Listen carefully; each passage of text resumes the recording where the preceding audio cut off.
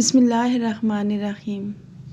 हम 3 बहनें गैर शादीशुदा थीं, जबकि एक की शादी हो चुकी थी।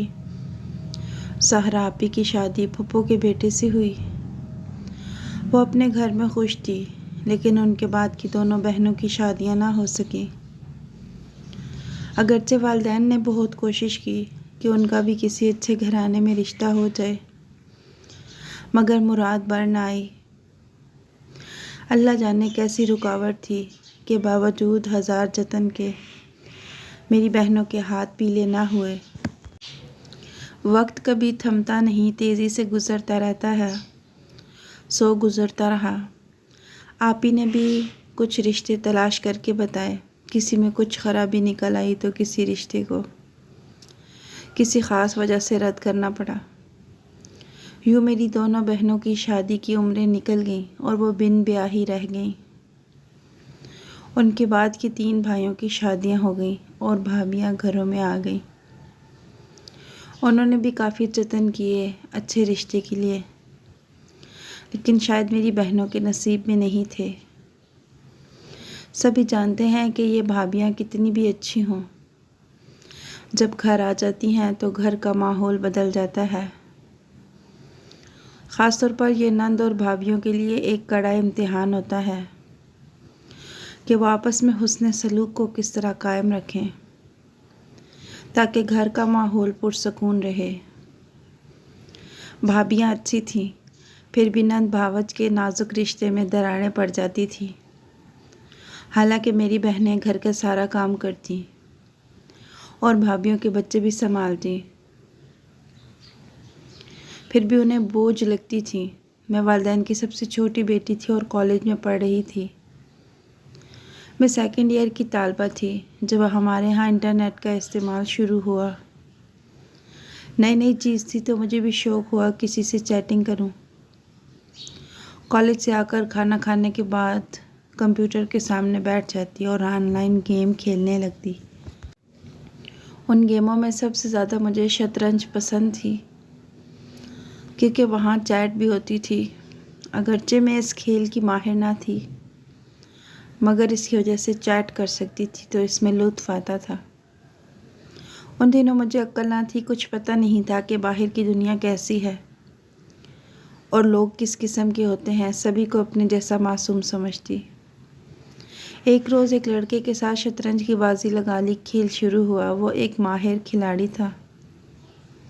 उसने मुझे गेम के बारे में बहुत कुछ सिखाया। हम गेम के हवाले से चैटिंग करने लगे। उसका नाम बशीर था और वो कनाडा में रहता था। हम दोनों तकरीबन रोज़ ही चैटिंग करते।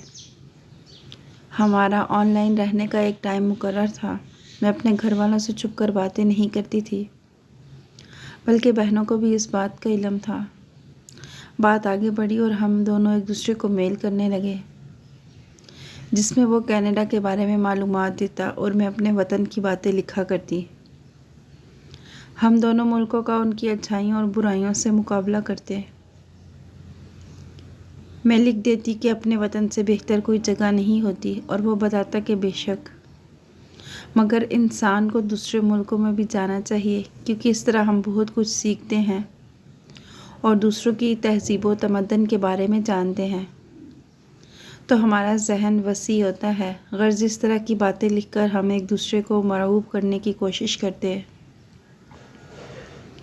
घर वाले मेरे इस मशगले पर कोई एतराज़ नहीं करते थे और ना तवज्जो देते, क्योंकि मैं एक घरेलू लड़की थी, कहीं बाहर आती जाती ना थी सिवाय कॉलेज के। बस घर में बैठकर कंप्यूटर से दिल बहलाती थी।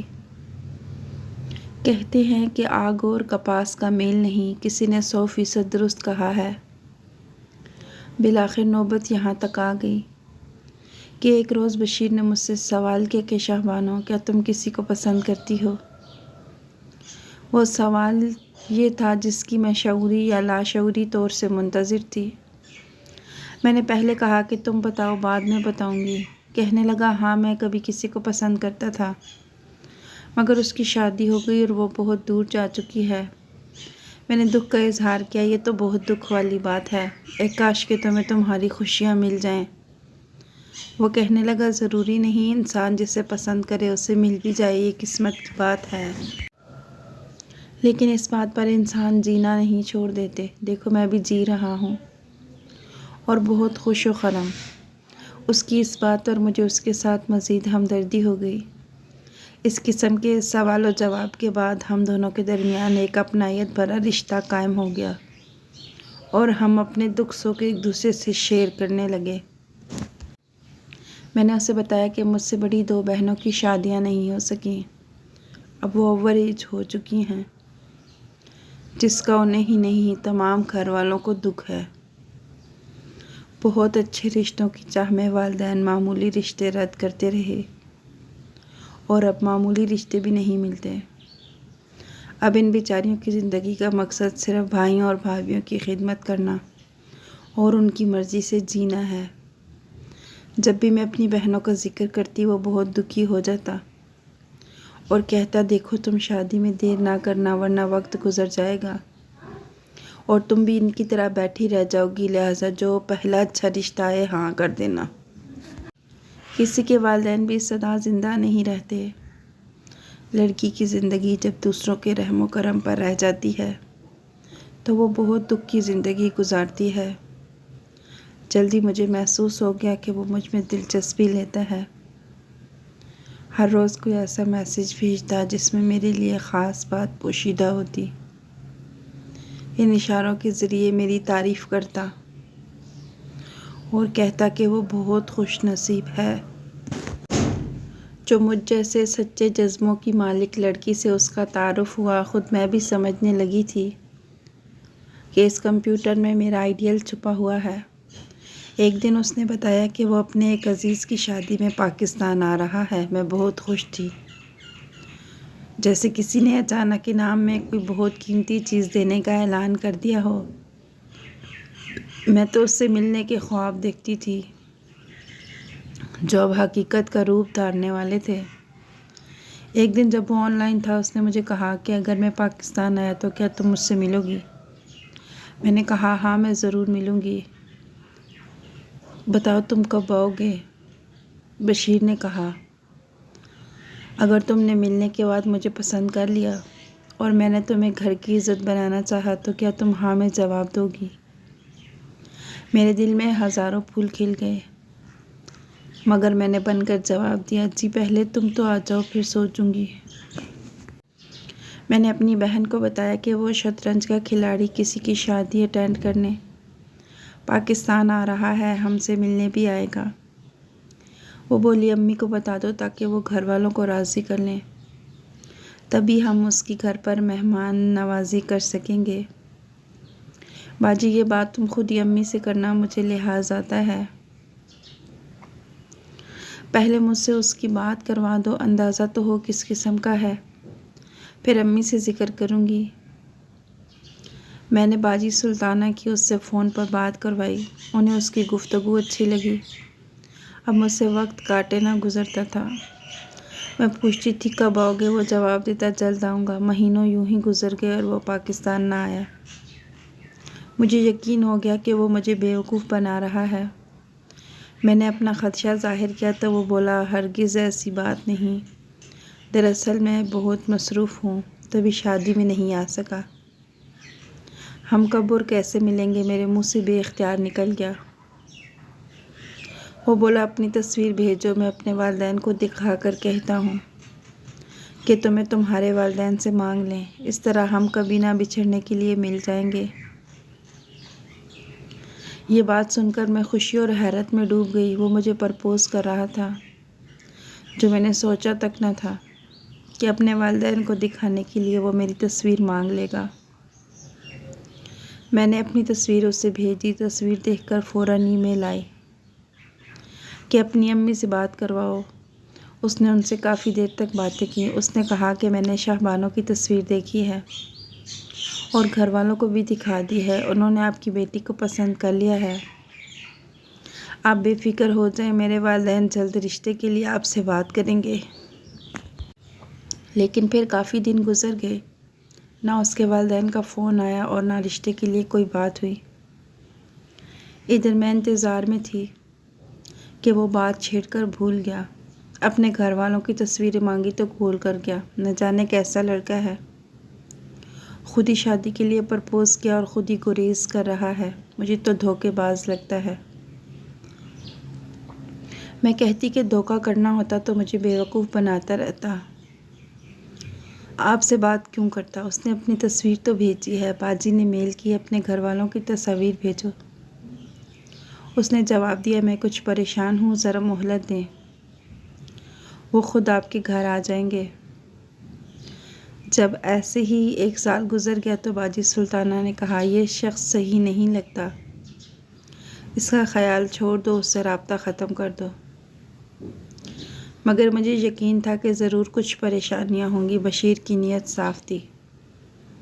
तभी खुद प्रपोज़ किया और शादी की बात की, वरना मैंने तो उसे मजबूर नहीं किया था। इत्तेफाक से मेरी दोस्ती एक लड़की से हो गई जिसका नाम अदीबा था। वो हमारी क्लास में नई आई थी।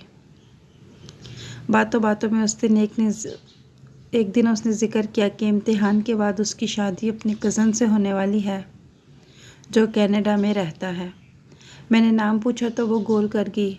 न जाने ये मुझे अपने मंगेतर का नाम क्यों नहीं बता रही थी। मैं सोचती रह गई। बशीर दरअसल उसे बता चुका था कि शहबानो नामी एक लड़की मेरे पीछे पड़ी हुई है और वो 3rd ईयर में पढ़ती है। तभी अदीबा ने मुझसे दोस्ती की थी। उसे गालिबन शक हुआ था कहीं वो लड़की मैं तो नहीं, लेकिन मैंने उससे कभी जिक्र ना किया कि मेरी किसी के साथ चैटिंग होती है और वो कनाडा में रहता है।